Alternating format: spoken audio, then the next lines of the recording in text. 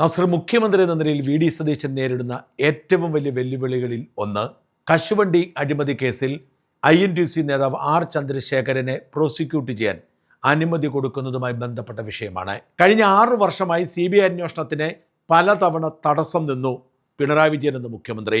ഓർക്കണം, INTUC എന്ന് പറയുന്ന കോൺഗ്രസ് പാർട്ടിയുടെ പോഷക സംഘടനയായ തൊഴിലാളി പ്രസ്ഥാനത്തിൻ്റെ സംസ്ഥാന പ്രസിഡന്റായ ആർ ചന്ദ്രശേഖരനെ രക്ഷിക്കാൻ വേണ്ടി 6 വർഷമായി പിണറായി വിജയൻ അഹോരാത്രം പണിയെടുത്തു. അങ്ങനെ തുടർച്ചയായി കോടതി പലതവണ പറഞ്ഞിട്ടും അനുമതി നിഷേധിച്ചു കൊണ്ടിരുന്നു. അതിന് വിചിത്രമായ ന്യായമാണ് പിണറായി വിജയൻ പറഞ്ഞുകൊണ്ടിരുന്നത്. CBI അന്വേഷിച്ച് കണ്ടെത്തിയതൊന്നും സത്യമാണെന്ന് സർക്കാരിന് തോന്നുന്നില്ല. സർക്കാരിന് കിട്ടുന്ന നിയമോപദേശം അനുസരിച്ച് അന്വേഷണ റിപ്പോർട്ട് തെറ്റാണ്, അതുകൊണ്ട് ഞങ്ങൾ അനുമതി കൊടുക്കുന്നില്ല എന്നാണ്. നോക്കൂ, നമ്മുടെ നാട്ടിലെ ഒരു അന്വേഷണ ഏജൻസി ഒരു കേസ് അന്വേഷിച്ച് അഴിമതിയുണ്ട് എന്ന് കണ്ടെത്തി തെളിവുകൾ സഹിതം വിചാരണ കോടതിയിൽ കുറ്റപത്രം സമർപ്പിച്ചപ്പോൾ അത് ആ കോടതിയെ മറികടന്നുകൊണ്ട് അതൊക്കെ തെറ്റാണ് എന്ന് പറയാൻ പിണറായിക്കല്ലാതെ മറ്റാർക്കെങ്കിലും ഉൾപ്പുണ്ടാവുമോ? 2020 പിണറായി പറഞ്ഞത് കേൾക്കുക. സർക്കാർ കാര്യങ്ങൾ ചെയ്യുന്നത് ആവശ്യമായ നിയമോപദേശം ലഭിച്ചതിന് ശേഷമാണല്ലോ. ഈ CBIയുടെ കണ്ടെത്തലുകളുമായി ബന്ധപ്പെട്ട് വിശദമായ നിയമപരിശോധന നടന്നിരുന്നു. അതിൻ്റെ അടിസ്ഥാനത്തിലാണ് സർക്കാർ തീരുമാനത്തിലേക്ക് കടക്കുന്നത്. ആ നിയമപരിശോധനയിൽ CBI കണ്ടെത്തിയ ഓരോ കാര്യവും ശരിയല്ല എന്നാണ് ഞങ്ങൾക്ക് ലഭിച്ച ഉപദേശം. ഏതെങ്കിലും ഒരു കാര്യമല്ല, എല്ലാ കാര്യങ്ങളും.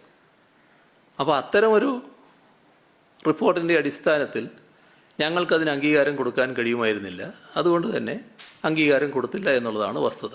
ഇങ്ങനെ 2 കൈയും നീട്ടി പിണറായി വിജയൻ ചന്ദ്രശേഖരനെ സംരക്ഷിച്ച് ഇതുവരെ കൊണ്ടുപോയി.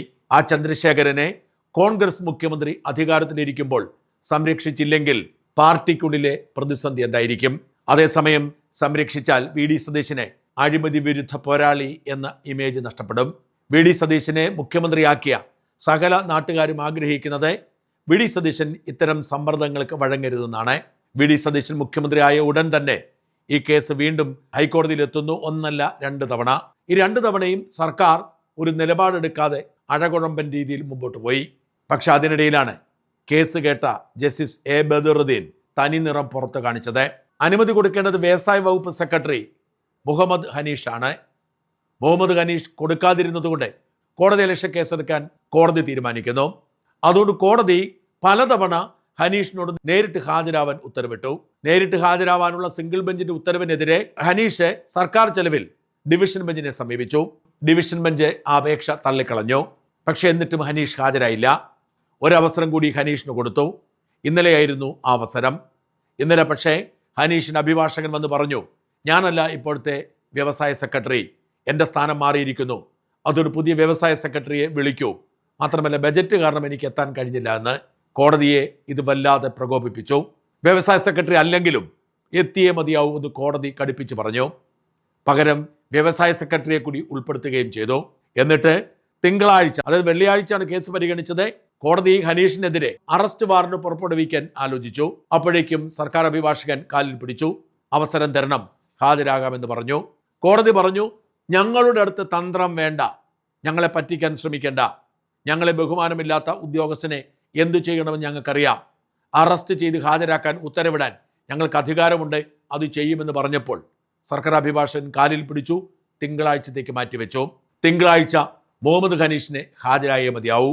സ്വാഭാവികമായും കോടതി പറയും, എന്തുകൊണ്ട് നിങ്ങൾ ഇത്രയും കാലം ഇതിന് വിസമ്മതിച്ചു? ഒരൊറ്റ കാരണമേ ഉള്ളൂ, പിണറായി വിജയനായിരുന്നു മുഖ്യമന്ത്രി, അയാൾ സമ്മതിച്ചില്ല. ഇത് തുറന്നു പറയുകയല്ലാതെ മുഹമ്മദ് ഹനീഷിന് മുമ്പിൽ മറ്റൊരു വഴിയുമില്ല. ഇക്കാര്യം പറഞ്ഞുകൊണ്ട് ഹനീഷ് മുഖ്യമന്ത്രിയെ കാണുന്നു. തനിക്ക് തിങ്കളാഴ്ച കോടതിയിൽ പോകണമെങ്കിൽ അനുമതി കൊടുത്തേ മതിയാവൂ, അല്ലെങ്കിൽ കോടതി തന്നെ പിടിച്ച് ജയിലിലടച്ചാൽ ഉത്തരം പറയേണ്ടത് ആരാണ്? നഷ്ടം തനിക്കും തൻ്റെ കുടുംബത്തിനുമാണ്. ആർക്കു വേണ്ടിയാണ് ഈ നിയമവിരുദ്ധ പ്രവൃത്തി ചെയ്യുന്നത്? ദയവായി ഇതിൽ നിന്ന് ഊരണം എന്നായിരുന്നു ഹനീഷ് മുഖ്യമന്ത്രി VD സതീശനെ കണ്ട് അപേക്ഷിച്ചത്. സത്യത്തിൽ ഇത് VD സതീശനെ അനുഗ്രഹമായി മാറി. കോടതി കടുപ്പിച്ചതും ഒരു IAS ഉദ്യോഗസ്ഥൻ ജയിലിൽ പോകുന്ന സാഹചര്യം ഉണ്ടാവുകയും ചെയ്തതോടെ VD സതീശനെ അനുമതി കൊടുക്കാതിരിക്കാൻ വയ്യാത്ത സാഹചര്യം രൂപപ്പെട്ടു. പ്രോസിക്യൂഷൻ അനുമതി കൊടുത്തതിന് പേരിൽ സതീശനെ കോൺഗ്രസ് പാർട്ടിക്ക് വിമർശിക്കാൻ കഴിയാത്ത സാഹചര്യമുണ്ടായി. ആർ ചന്ദ്രശേഖരനെ സതീശനോട് പിണങ്ങാൻ കഴിയാത്ത സാഹചര്യമുണ്ടായി. പിണറായി അത്രയും വർഷം ഒരു വിധത്തിൽ നീട്ടിക്കൊണ്ടുപോയി. പക്ഷേ ഇനി കോടതി ഉദ്യോഗസ്ഥനെ ജയിലിലടയ്ക്കുമെന്ന് പറഞ്ഞ സ്ഥിതിക്ക് മറ്റൊരു വഴിയുമില്ല. അങ്ങനെ മനസ്സിലോടെ മുഖ്യമന്ത്രി വി ഡി സതീശൻ പ്രോസിക്യൂഷൻ അനുമതിക്ക് ഉപദേശം കൊടുത്തു കഴിഞ്ഞു എന്നാണ് മനസ്സിലാക്കാൻ കഴിയുന്നത്. ഇന്നല്ലെങ്കിൽ തിങ്കളാഴ്ച ഉത്തരവിറങ്ങുമെന്നും തിങ്കളാഴ്ച കോടതിയിൽ ഹാജരാകുന്ന മുഹമ്മദ് ഖനീഷ് പ്രോസിക്യൂഷൻ അനുമതി കൊടുക്കാൻ തീരുമാനിച്ചുവെന്ന വിവരം കോടതിയെ അറിയിക്കുമെന്നുമാണ് റിപ്പോർട്ടുകൾ. 9-ാം തീയതിക്ക് മുമ്പായി പ്രോസിക്യൂഷൻ അനുമതി കൊടുത്തേ മതിയാവൂ എന്ന് കോടതി ഇതിനോടകം പറഞ്ഞിട്ടുണ്ട്. തിങ്കളാഴ്ച കോടതിയിൽ വന്ന് മാപ്പപേക്ഷ കൊടുത്ത് പ്രോസിക്യൂഷൻ അനുമതി കൊടുക്കുന്നു എന്ന് തുറന്നു പറയുകയല്ലാതെ മറ്റൊരു വഴിയും ഇല്ലാതായതോടെ വാസ്തവത്തിൽ രക്ഷപ്പെട്ടത് വി ഡി സതീശനാണ്. ഈ കേസിൽ പേരുദോഷമുണ്ടാവാതെ കോടതിയുടെ കട്ടയ്ക്കുള്ള നിലപാടിന് വഴങ്ങി പ്രോസിക്യൂഷൻ അനുമതി കൊടുത്ത് വി ഡി സതീശൻ മുഖം രക്ഷിക്കുന്നു. ഈ കശുവണ്ടി അഴിമതി വളരെ വിചിത്രമായൊരു അഴിമതി കേസാണ്. കശുവണ്ടി വികസന കോർപ്പറേഷൻ MD ആയി ദീർഘകാലം പണിയെടുത്ത കെ എ രതീഷാണ് ഈ അഴിമതിയിലെ സൂത്രധാരൻ.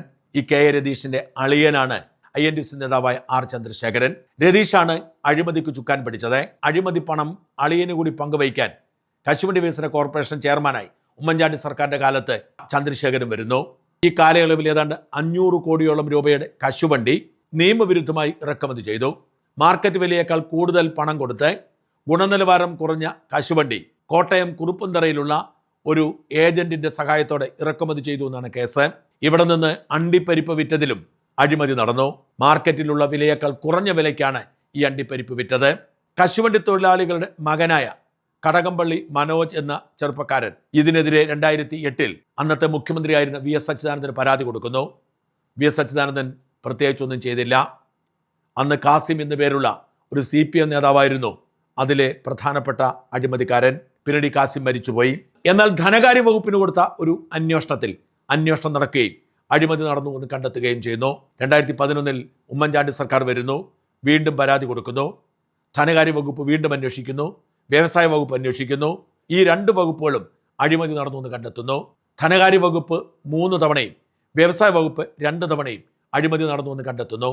G സോമസുന്ദരം എന്നു പേരുള്ള അക്കാലത്തെ വ്യവസായ വകുപ്പിൻ്റെയും ധനകാര്യ വകുപ്പിൻ്റെയും ചുമതലയുള്ള മുതിർന്ന IAS-കാരനായിരുന്നു ഈ അഴിമതി കണ്ടെത്തിയത്. അതിനിടയിൽ CAG 3 തവണ അഴിമതിയുണ്ട് എന്ന് കണ്ടെത്തുന്നു. അങ്ങനെ അതിന് 11 റിപ്പോർട്ടുകൾ അഴിമതി ഉണ്ടെന്ന് കണ്ടെത്തിയിട്ടും കേസെടുക്കാൻ സർക്കാരുകൾ വിസമ്മതിച്ചപ്പോൾ 2014 കടകംപള്ളി മനോജ് ഹൈക്കോടതിയെ സമീപിക്കുന്നു CBI അന്വേഷണം ആവശ്യപ്പെട്ട്. ഈ സമയത്ത് സർക്കാർ ഒരു വിദഗ്ധ സമിതിയെ വയ്ക്കാം എന്ന് ഉത്തരവിടുന്നു. ആ വിദഗ്ധ സമിതിയും അഴിമതിയുണ്ട് എന്ന് കണ്ടെത്തുന്നു. ഉടനടി സർക്കാർ ഞങ്ങൾ വിജിലൻസ് അന്വേഷണം നടത്തിക്കൊള്ളാം എന്ന് പറയുന്നു. മനോജ് എതിർക്കുന്നു, CBIക്ക് വിടുന്നു. CBI അന്വേഷണം തടയാനുള്ള നീക്കമെല്ലാം പൊളിയുന്നു. CBI അന്വേഷണം പൂർത്തിയാകുന്നു. പ്രോസിക്യൂഷൻ വേണമെങ്കിൽ സംസ്ഥാന സർക്കാരിന് അനുമതി വേണം. 2020 മുതൽ സംസ്ഥാന സർക്കാരിന് അനുമതിക്ക് വേണ്ടി ശ്രമിക്കുന്നു. പക്ഷേ പിണറായി വിജയൻ കൊടുത്തില്ല. ഈ സാഹചര്യത്തിൽ അഴിമതി നിരോധന നിയമം ഉപേക്ഷിച്ച് IPC നിയമമായി CBI കേസ് കോടതിയിൽ ഫയൽ ചെയ്യുന്നു. അതിനെതിരെ സുപ്രീം കോടതി വരെ പോയി ചന്ദ്രശേഖരനും രതീഷും പോരാടിയെങ്കിലും തോറ്റുപോയി. എന്നാൽ അഴിമതി നിരോധന നിയമം അനുസരിച്ച് തന്നെ വേണം കേസെന്ന വാശിയിൽ മനോജും തുടർന്നു. ആ അനുമതിയാണ് 6 വർഷം നിഷേധിക്കപ്പെട്ടതും ഇപ്പോൾ VD സതീശനെ പ്രതിക്കൂട്ടിലാക്കിയതും. VD സതീശൻ മനസ്സോടെ ഒപ്പിട്ടു കൊടുക്കുമെന്ന് മറുനാടന് കൃത്യമായ വിവരം ലഭിച്ചതും. അതെ, ആർ ചന്ദ്രശേഖരും രതീഷും അഴിമതി കേസിൽ വിചാരണ ചെയ്യപ്പെടാൻ പോകുന്നു. VD സതീശൻ ബഹുമാനപ്പെട്ട കേരള ഹൈക്കോടതിയുടെ കർശനമായ നിലപാടിൻ്റെ പുറത്ത് തലനാരിഴയ്ക്ക് തടിയൂരി രക്ഷപ്പെടുന്നു.